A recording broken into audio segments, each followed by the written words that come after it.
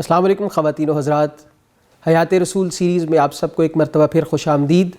ہمارے ساتھ ہمارے مہمان اسکالر ہیں جناب محسن ممتاز اور میں آپ کا میزبان طاہا محمد۔ تو آگے بڑھنے سے قبل میں جناب محسن ممتاز سے یہ گزارش کروں گا کہ پچھلے سال جن موضوعات پر ہم نے گفتگو کر لی تھی ان کا ایک مختصر خلاصہ ہمارے سامعین کی گوش گزار کر دیجیے۔ بسم اللہ الرحمن الرحیم۔ بہت شکریہ طاہا۔ ہم نے پچھلے سال سیرت نبوی صلی اللہ علیہ وسلم پر بالتفصیل گفتگو کی اور اس میں ہم نے یہ بات دیکھی کہ آپ کی ولادت سے قبل جو عربوں کے حالات تھے وہ کیا تھے۔ ہمارے سیرت نگاروں نے عموماً اس کو بڑی بھیانک شکل دے کر پیش کیا ہے، تو ہم نے اس پر یہ گفتگو کی کہ وہ بڑا مہذب معاشرہ، ان میں روایات کی اقدار اور ان میں پورے کا پورا جیسے نظم ہوتا ہے وہ سلسلہ جاری تھا۔ آپ کی ولادت کے واقعات، ولادت کے بعد آپ کی بعثت تک کے ہم نے بالتفصیل واقعات دیکھے ہیں جو سیرت کی کتابوں میں مستند روایات سے آئے ہیں، اور اس کے بعد ہم نے آپ علیہ السلام کی بعثت، وحی کا آغاز، اس میں جو اختلاف ہے روایات کا ہم نے وہ ڈسکس کیا، اور اس کے بعد ہم نے ہجرت تک جتنے بالترتیب واقعات آئے ہیں، اور اس میں ہم نے بالخصوص اس بات کا اہتمام کیا کہ قرآن مجید کی روشنی میں صحیح احادیث سے ہم سیرت کو اپنے ناظرین کے سامنے پیش کریں۔ ہجرت نبوی صلی اللہ علیہ وسلم کے بعد ہم نے اس بات پر ان واقعات کو بیان کیا کہ جو غزوہ بدر اور احد میں پیش آئے، یہ دو غزوات ہجرت کے بعد بڑی اہمیت کے حامل رہے ہیں۔ ہم نے غزوہ احد تک ان واقعات کو بالتفصیل دیکھ لیا ہے، اب ہم غزوہ احد کے بعد کے واقعات پر بالتفصیل گفتگو کا آغاز کر رہے ہیں۔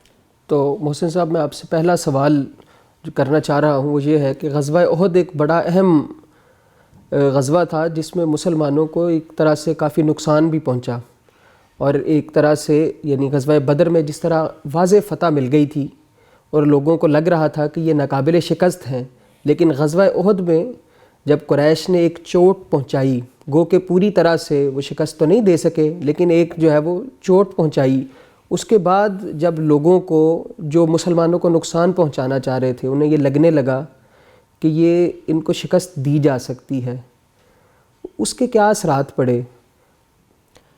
غزوہ احد کے بعد چونکہ مسلمانوں کو یہ اپنے معلوم ہوا کہ ہمارے اندر فلاں فلاں جگہ پر کمی ہے، وہ کمی جب سامنے آئی اور منافقین کا جو کردار تھا وہ جو کہ رستے ہی سے واپس لوٹ گئے تھے، اور یہود کی ملی بھگت کے ساتھ انہوں نے یہ پلان اور پروگرام تیار کیا تھا کہ مسلمانوں کو بیچ چوراہے میں چھوڑ کر آپ مدینہ واپس آ جائیں، تو وہاں پر یہ ان کی واضح تصویر نظر آئی کہ منافقین جو ہیں وہ مسلمانوں کے ہرگز ساتھ نہیں ہیں بلکہ ان کے مخالف ہیں۔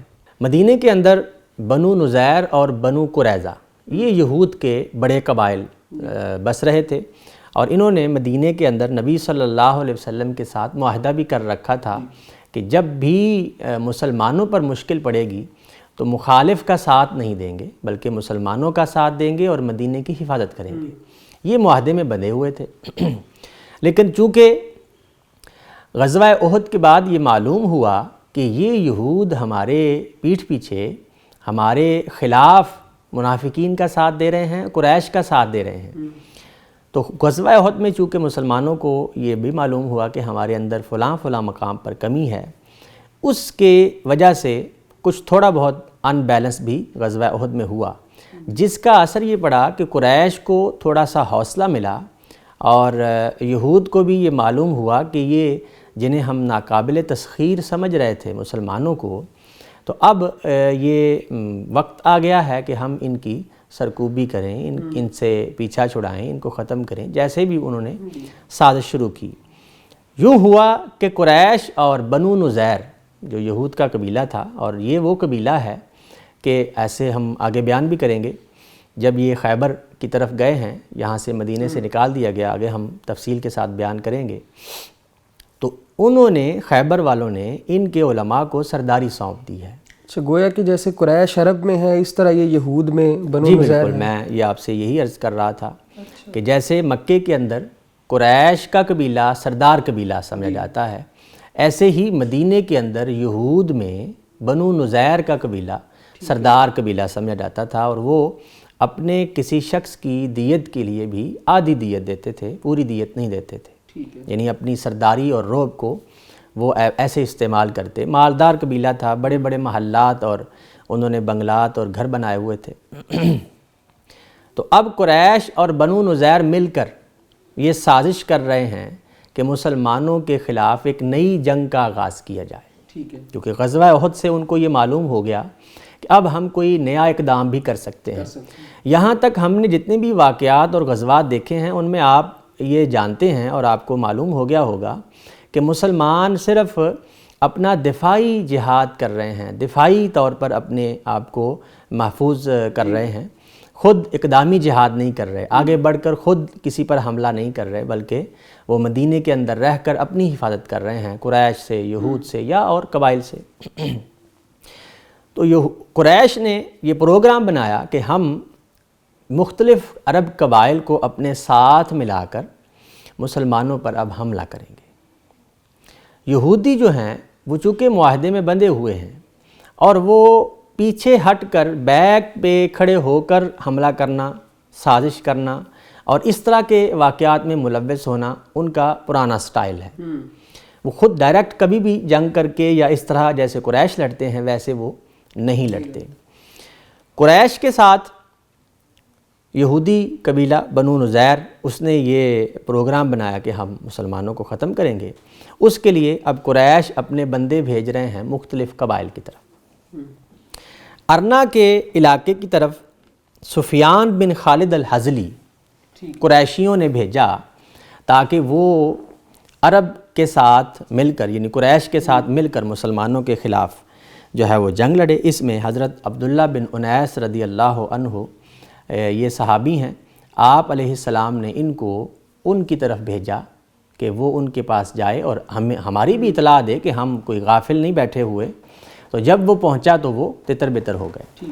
اسی طرح ابو سلمہ بن عبد الاسد مخزومی یہ صحابی ہیں، ان کے ساتھ آپ نے 150 صحابہ کرام کی نفری بھیجی تاکہ وہ جو قریش سے طلحہ اور سلمہ بنو اسد قبیلے سے آئے ہوئے تھے ان کے پاس گئے ہیں اور جا کر چونکہ وہ دعوت لے کے آئے تھے کہ آپ ہمارے ساتھ مل جائیں تاکہ ہم مسلمانوں کے ساتھ، یعنی رسول اللہ بھی اس کو کاؤنٹر کر رہے ہیں، اپنے بھی لوگ جو ہے وہ ساتھ ساتھ اللہ کے نبی اس کا جواب دے رہے ہیں تاکہ تمہیں یہ معلوم ہو کہ ہم غافل نہیں ہیں، ہم پچھلی مرتبہ اگر ہم سے کوئی مسلمانوں سے کوتاہی ہو گئی تھی تو اب ہم پوری طرح الرٹ ہیں، تیار ہیں، تم ایسا مت کرو۔ تو وہاں پر گئے ہیں ابو سلمہ بن عبد الاسد مخزومی صحابی کی نفری کے ساتھ 150 صحابہ کرام ہیں، اور یہ قطن کا علاقہ تھا۔ تو ارنا اور قطن کے علاقے سے مسلمانوں کو یہ معلوم ہوا کہ اب قریش کیا کرنا چاہ رہے ہیں۔ تو ناظرین بھی جیسے کہ جانتے ہیں کہ اور انہوں نے سن رکھا ہوگا کہ ان سیرت کی کتابوں میں، احادیث کی کتابوں میں یہ بات آتی ہے کہ کچھ علاقوں میں اللہ کے نبی صلی اللہ علیہ وسلم نے صحابہ کرام کو دین سکھانے کے لیے بھیجا، اور دین سکھانے کے لیے ان کو لے جایا گیا اور رستے میں جا کر ان کو شہید کر دیا گیا۔ یہ واقعات جو ہیں وہ کتابوں میں آتے ہیں۔ وہ جو جتنے بھی واقعات ہیں وہ سارے انہی واقعات کے دوران ہوئے ہیں، غزوہ احد کے فوراً بعد۔ اور یہ سازش سے قتل کرنا، یعنی پہلے ان کو بلانا، سازش کرنی، ان سے وعدہ کرنا، ان کی حفاظت کا وعدہ کرنا اور ان کو قتل کر دینا، یہ قریشیوں کا کام نہیں ہے، عربوں کا یہ طریقہ ہی نہیں ہے کہ وہ بالکل سازش سے کسی کو لے جائیں اور قتل کر دیں۔ وہ بالکل سرے عام دو ٹوک بات پر بھی ہم بات مانتے ہیں یا نہیں مانتے، اور نہیں مانتے تو ہم سے لڑ لو۔ یہ جو سازش سے قتل کرنا ہے یہ یہود کا طریقہ ہے، تو یہ انہوں نے اب عربوں کو سکھایا ہے۔ اب وہ عربوں کو اس پر لا رہے ہیں کہ تم ایسے جو ہے نا وہ اپنے کام سر انجام دو۔ تو بنو نزیر کا جو حلیف قبیلہ تھا، ہم نے پہلے عرض کیا تھا جب ہم عربوں کے حالات پر گفتگو کر رہے تھے کہ عرب میں ایک اصل قبیلہ ہوتا ہے جو اپنی حفاظت، اپنا انتظام و سرام سارا کچھ خود کر رہا ہے۔ ایک وہ قبیلہ ہوتا ہے جو خود نہیں رہ سکتا، یعنی اکیلے زندگی بسر نہیں کر سکتا، تو وہ کسی اصل قبیلے کے ساتھ حلیف بن جاتا ہے، معاہدہ کر لیتا ہے کہ وہ ان کی عزت ایک ہے، ان کی حفاظت ایک ہے، ان کے انتظام و سرام ایک ہیں، ان کی دیت ہو، ان کے سارے مسائل وہ ایک ہو جاتے ہیں. ان کو کہتے ہیں حلیف قبیلے. ٹھیک ہے. تو بنو نزیر جو یہودی قبیلہ ہے اس کا حلیف قبیلہ وہ ہے بنو عامر. ٹھیک ہے. بنو عامر قبیلہ بنو نزیر کا حلیف ہے، اور بنو عامر کا سردار ابو برہ ہے.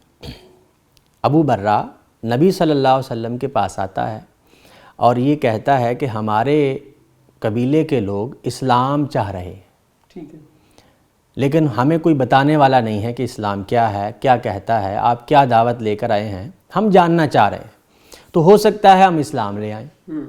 نبی صلی اللہ علیہ وسلم نے پہلے اس کو دعوت دی کہ تم یہ اسلام ہے، اس کو قبول کرو، لیکن اس نے اس وقت قبول نہیں کیا. ٹھیک ہے.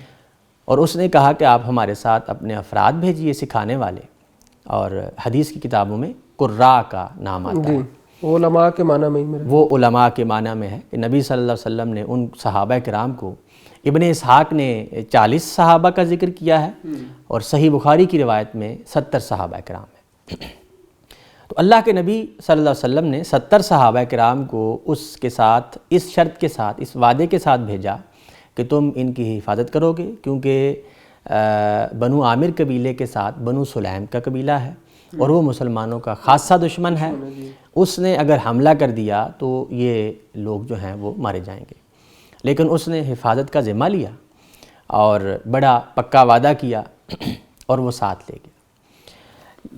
لے گیا. تو رستے میں بنو سلیم ہی نے، جس پر اللہ کے نبی صلی اللہ علیہ وسلم کو شک تھا، ڈر تھا، ان کے افراد نے، اور بھی قبائل جو عرب کے آباد تھے، اور قریش کیونکہ یہ مہم سازی کر رہے تھے اور یہود کی سازش بھی شامل تھی، تو ان سب نے مل کر حملہ کیا مسلمانوں پر اور ان سب صحابہ کرام کو شہید کر دیا.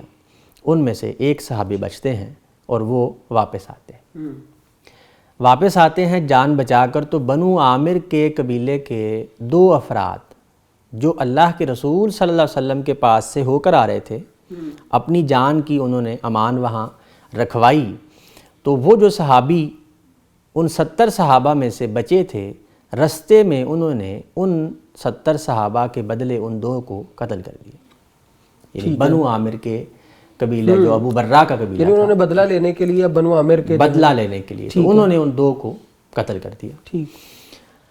جب یہ صحابی مدینے میں آتے ہیں اور مدینے میں آ کر اللہ کے رسول صلی اللہ علیہ وسلم کو اطلاع دیتے ہیں، تو آپ بہت غمگین ہوتے ہیں، بہت آپ افسردہ ہیں، بہت افسوس کا اظہار کر رہے ہیں کہ یہ کیا ہو گیا ہے. اس نے تو مجھ سے حفاظت کا جو ہے وعدہ کیا تھا اور اسلام کی خاطر جا رہا تھا، وہ سکھانے جا رہا تھا، تو اس نے شہید کر دیے. یہ تو پلاننگ کی ہے، جیسے کہ ایک سازش ہے. اسی طرح 20، 5، 10، 15 صحابہ کرام یہ مختلف علاقوں میں لوگ بلوا رہے ہیں تاکہ ہمیں دین سکھایا جائے، اور وہ شہید کر دیتے ہیں. یہ سب کے واقعات جو ہیں وہ اس دور میں 2-3 یعنی یہ مشہور واقعات، یہ واقعات مشہور ہوئے ہیں. ایسے بحر مغونہ کا واقعہ ہے اور رجی کے مقام کا واقعہ ہے.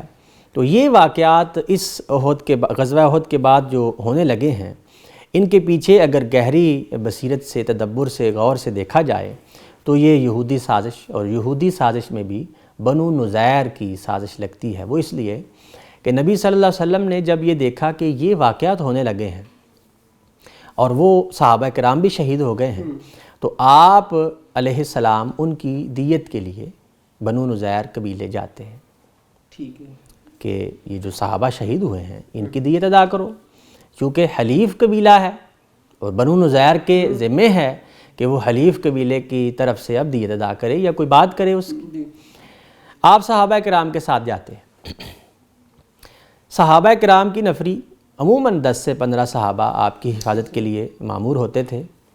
آپ جاتے ہیں، ان سے بات کرتے ہیں. انہوں نے دیت ادا کرنے کا وعدہ کیا کہ ٹھیک ہے ہم ادا کرتے ہیں. بنو نزیر نے، حیی بن اخطب اس کا سردار تھا بنو نزیر کا، اور بنو عامر کا سردار تھا ابو برہ. تو یہ بات کر کے اب اللہ کے نبی صلی اللہ علیہ وسلم کے قتل کی سازش اسی وقت بنو نزیر نے شروع کی. تو انہوں نے نبی صلی اللہ علیہ وسلم اور صحابہ کرام کو دیوار کی اوٹ میں ٹھہرایا کہ ہم آپ سے بات کرتے ہیں. وعدہ انہوں نے کر لیا. سازش یہ کی کہ ایک بندے کو اوپر چڑھایا دیوار پر اور پتھر دے کر تاکہ وہ اللہ کے رسول صلی اللہ علیہ وسلم یعنی اب تک تو وہ پس پردہ ریشہ دوانیاں کر رہے تھے, اب وہ ڈائریکٹ اقدام کر رہے ہیں, کرنے لگے ہیں.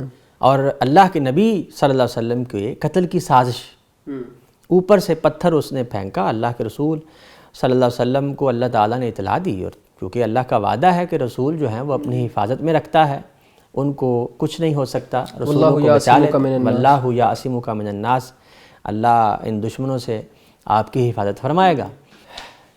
اللہ کے نبی صلی اللہ علیہ وسلم کے قتل کا یہ منصوبہ انہوں نے تیار کیا. سیرت نگاروں نے غزوہ بنو نذیر, چونکہ ابھی غزوہ بنو نذیر کی طرف ہم بڑھ رہے ہیں, جو تصویر انہوں نے کھینچی ہے وہ قابل فہم نہیں ہے. سیرت نگاروں نے جو اس کے اسباب بیان کر رہے ہیں, جو اس کے اسباب بیان کیے ہیں وہ یہ کہ 2 آدمی قتل ہوئے بنو عامر کے, اور صحابہ کرام 70 شہید ہوئے ہیں. تو یہ دیت کے بدلے آپ نے یہودیوں کے جو قبیلہ بنو نذیر ہے اس کے خلاف غزوہ جو ہے وہ اس کا اعلان کر دیا کہ تم نکل جاؤ. ٹھیک ہے. اور وہ فوراً نکل گئے. تو یہ ایک تصویر کہ آپ جو ہیں ان کو شہید کرنے کا پروگرام تھا. آپ اکیلے ہی مدینے سے بنو نذیر سے مدینے آ گئے ہیں, صحابہ کرام کو پیچھے چھوڑ دیا ہے, اکیلے ہی آ گئے ہیں بغیر مشورے کے, اور آتے ہی آپ نے ایک صحابی کو کہا کہ بنو نذیر کو کہو کہ یہ مدینہ خالی کر دے. ٹھیک ہے.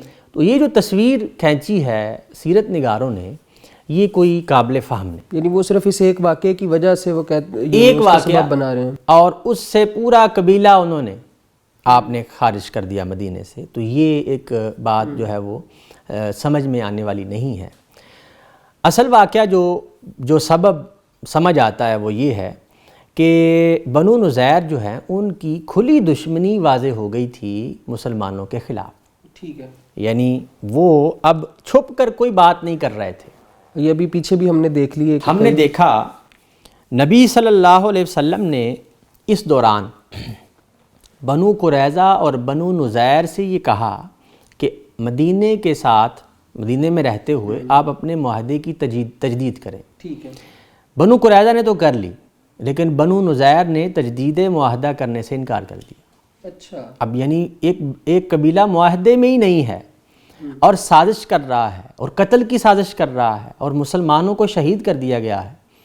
تو اب یہ واضح معلوم ہو رہا ہے کہ وہ صرف کوئی 1-2 بندے یا 270 بندے کا مسئلہ نہیں ہے, بلکہ وہ عہد سے نکل گئے ہیں, عہد سے نکل گئے ہیں. قرآن مجید نے اس بات کو سورہ حشر میں بیان کیا ہے, وَلَوْلَا أَن كَتَبَ اللَّهُ عَلَيْهِمُ الْجَلَاءَ لَعَذَّبَهُمْ فِي الدُّنْيَا وَلَهُمْ فِي الْآخِرَةِ عَذَابُ النَّارِ ذَلِكَ بِأَنَّهُمْ شَاقُّوا اللَّهَ وَرَسُولَهُ وَمَن يُشَاقِقِ اللَّهَ فَإِنَّ اللَّهَ شَدِيدُ الْعِقَابِ.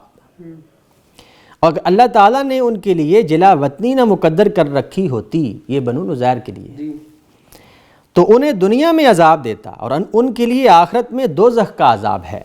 یہ اس جرم میں کہ انہوں نے اللہ اور اس کے رسول کا مقابلہ کرنے کی کوشش کی ہے. قرآن مجید میں جو لفظ استعمال ہوا ہے وہ ہے شاقہ.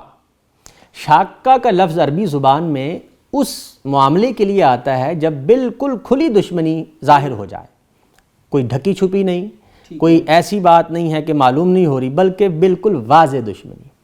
اب یہ قرآن مجید کا بیان ہے بنو نذیر کے بارے میں, تو یہ ایک واقعہ معلوم نہیں ہو رہا.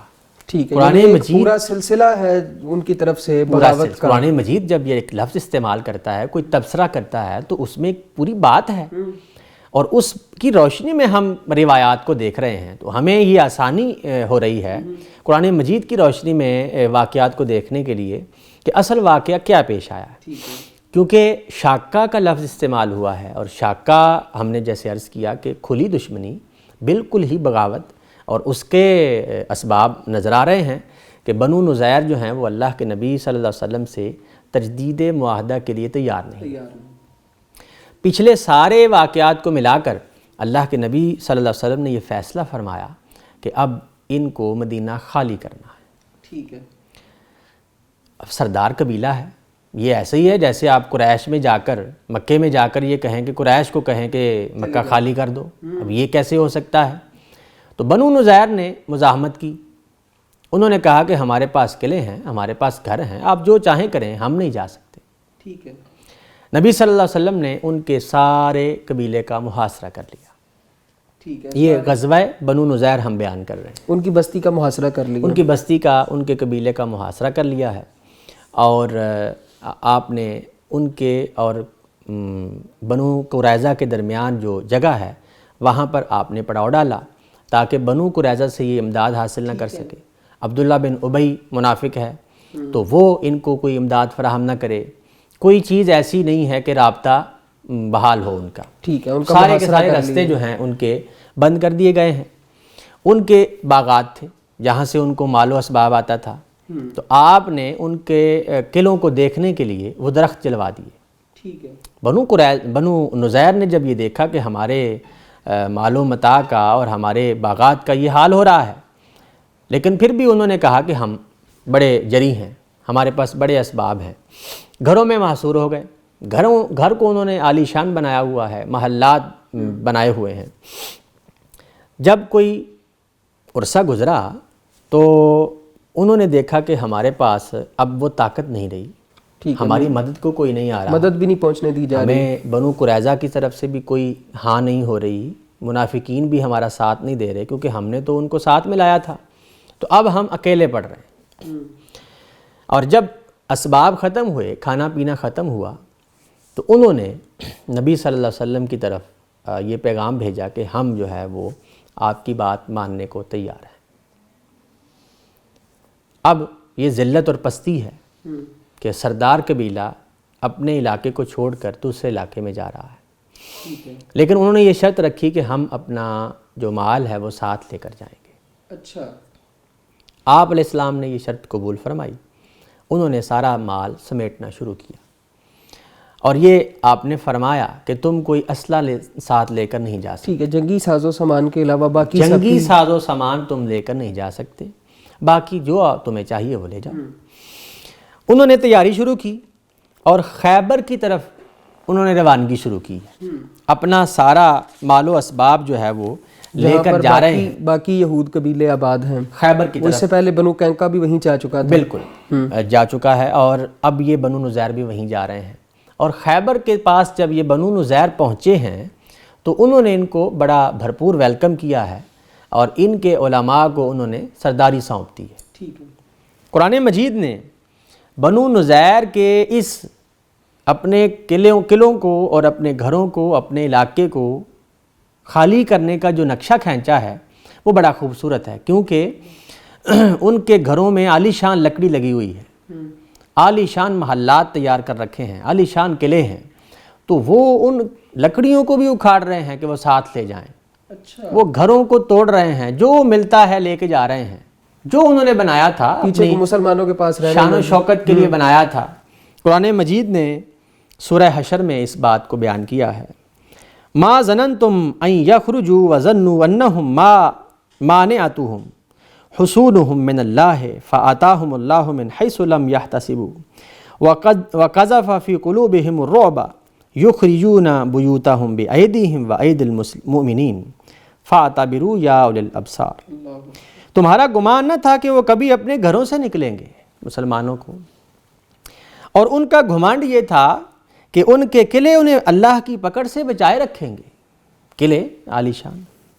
تو اللہ کا قہر ان پر وہاں سے آ دھمکا جہاں سے انہیں کوئی گمان اور امید نہ تھی، اور اس نے ان کے دلوں میں مسلمانوں کا رعب ڈال دیا، اور وہ اپنے گھروں کو اجاڑ رہے تھے خود اپنے ہاتھوں سے اور مسلمانوں کے ہاتھوں سے۔ پس عبرت حاصل کرنے والوں، آنکھیں رکھنے والوں، عبرت حاصل کرو۔ یہ وہ واقعات ہیں کہ جس میں بنو نزیر کو مدینے سے بے دخل کیا گیا ہے، اور یہ وہ اسباب ہیں جو بنو نزیر کے خلاف جو ہے وہ اور یہ ذلت کی سزا جو ہے وہ ان پر ذلت کی سزا مسلط ہوئی ہے، اور جاتے ہوئے وہ بڑے تمطراق سے جا رہے ہیں، جیسے جشن ہوتا ہے، روایات سے معلوم ہوتا ہے۔ تو یہ ایک اپنا غم غلط کرنے کے لیے اور لوگوں کو دکھانے کے لیے کہ ہمیں کوئی مسئلہ نہیں، حالانکہ حالانکہ ان حالات میں کوئی بھی عام شخص، کوئی بھی جو نارمل شخص ہے وہ دیکھ سکتا ہے کہ وہ کس قدر ذلت کے ساتھ مدینے سے نکل رہے ہیں. اور مسلمانوں کو اس بات کی خوشی ہوئی کہ مدینے کے اندر جو سازشی قبیلہ ہے وہ مدینے سے خارج ہو گیا. بہت شکریہ محسن صاحب. خواتین و حضرات، آج کی نشست میں اتنا ہی. تب تک کے لیے آپ سے اجازت چاہتا ہوں. اس سلسلے کی پچھلی ایک ساعت کو دیکھنے کے لیے پلے لسٹ کا لنک ڈسکرپشن میں دے دیا گیا ہے، اور مزید ویڈیوز دیکھنے کے لیے المورد کے آفیشیل چینل کو سبسکرائب کر لیجئے. شکریہ.